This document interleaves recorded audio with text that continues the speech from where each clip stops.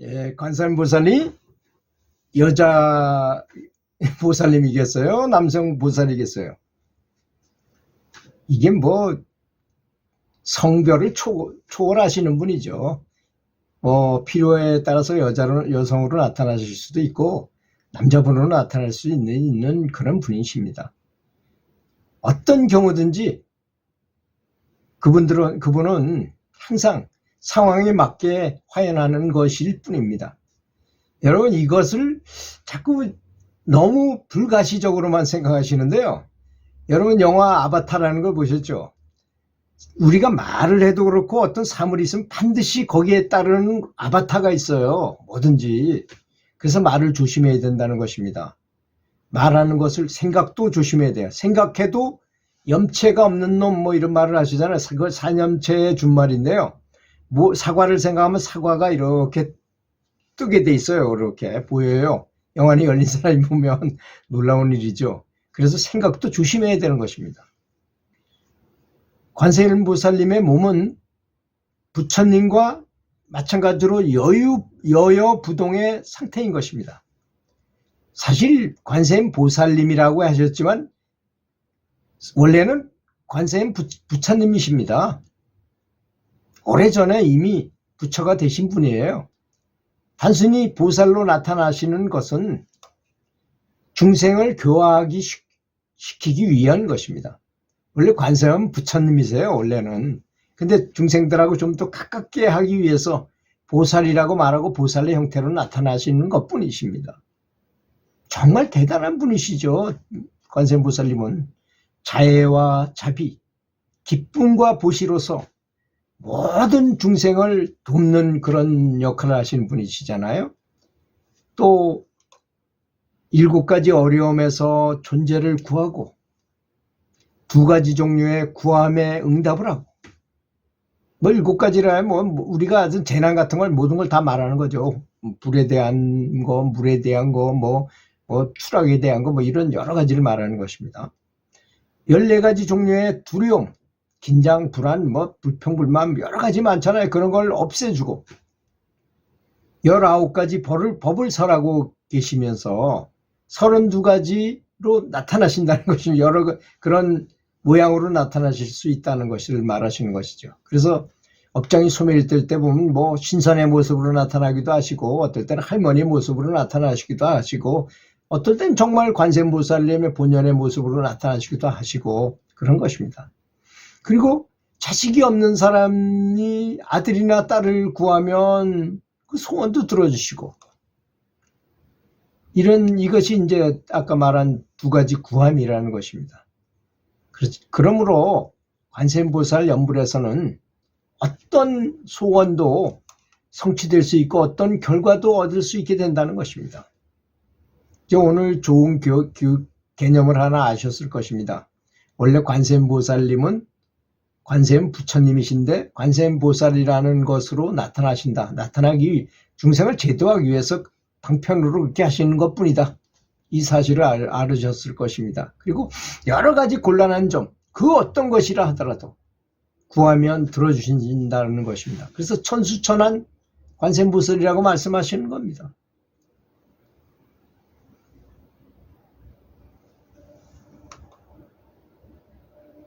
출가하거나 제가자로 남거나 누구나 부처가 되도록 노력할 수 있습니다. 관세음보살님은 대자비가 있으시며 어떤 것을 구해도 실망시키지 않으실 것입니다. 반드시 소원을 성취하게 하실 것입니다. 우리가 귀의하는 가장 존경하는 바로 현자인 이 관세음보살에 대해서 알아보자면 이 보살님은 1000개의 손과 1000개의 눈으로 또 32가지 응신으로 나타나시지만 사실 관세음보살의 손과 눈은 천수천한 무한하다는 것이죠. 한 번에 1000명을 이렇게 고쳐줄 수도 있고 1000명을 건져낼 수도 있고 동시다발적으로 이렇게 하실 수 있다는 것입니다. 무한한 손으로 고통의 바다에서 중생들을 끌어올리시고 그들을 행복한 곳으로 이르게 하고 무한한 눈으로 모든 중생을 품어서 어려움에 처하거나 위험에 처한 사람들을 건져낼 수 있다는 것입니다. 그분은 자신과 인연 있는 어떤 존재도 무시하지 않으실 것입니다. 대자비가 있으시니까. 사실 어떤 보살 중에서도 관세음보살님은 가장 부지런한 보살이십니다. 정진을 열심히 하고 쉬지 않으시면서 하루 종일 중생을 지도하시기 때문이죠. 어떤 상황이든 간에 어느 곳이든 간에 중생이 어떤 곤란에 처하더라도 그를 구하기를 개의치 않습니다. 정말 헌신적으로 하십니다. 매우 바쁘고 힘이 넘치는 보살인 것입니다. 쉬기 좋아하는 게으른 보살이 아니라는 것입니다. 한두 개의 손으로 그리 많은 사람을 구할 수 없을 것입니다. 그래서 그는 대천 세계에서 재난으로부터 중생을 구할 수 있는 1000개의 손과 고통받는 중생을 돌보는 1000개의 눈을 가지고 계신다는 것입니다. 중생들이 어려움에 처했을 때는 너무나 자비스러운 아버지와 어머니,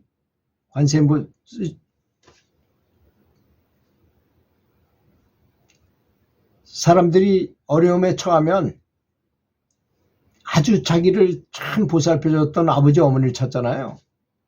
그 다음에 관세음보살을 떠올립니다. 그러고 나서 급하면 관세음보살을 염하기 시작하잖아요. 마음속으로 해도 됩니다.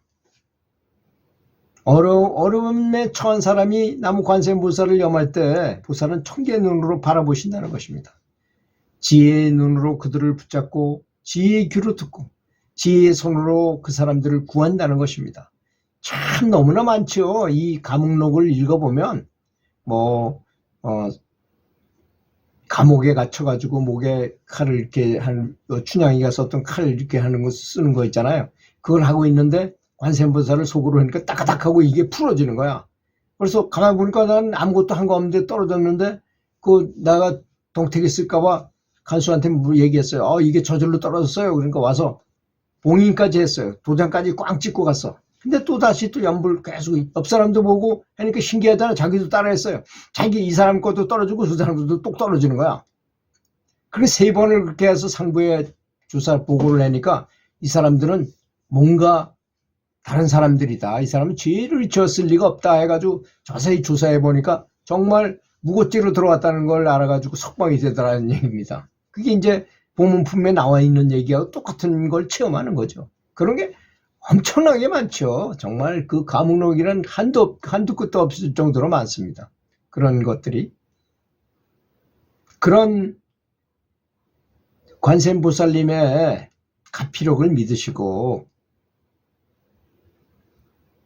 수백만의 사람들이라도 동시에 관세음보살을 불러도 보살님은 그들을 모두 제도해서 모두 행복하게 할 수 있다는 것입니다. 이 사실을 믿으시고 어떤 불편한 일이 있을 때는 항상 저는 그전에는 다 내 힘으로 해결하려고 그랬어요. 근데 그거 참 어리석기 짝이 없는 방법이더라고요. 그것이 신을 구하고 연부를 하고 신을 구하면서 계속 기도를 한다는 것은 결국은 그것이 나의 힘이 됩니다. 결국은 부처님을 부르면 관세음보살님을 부르면 그 관세음보살님과 나가 하나가 돼버려요. 나중에는 사실 엄밀하게 말하면 내가 내 이름을 부르는 거라고 볼 수 있습니다.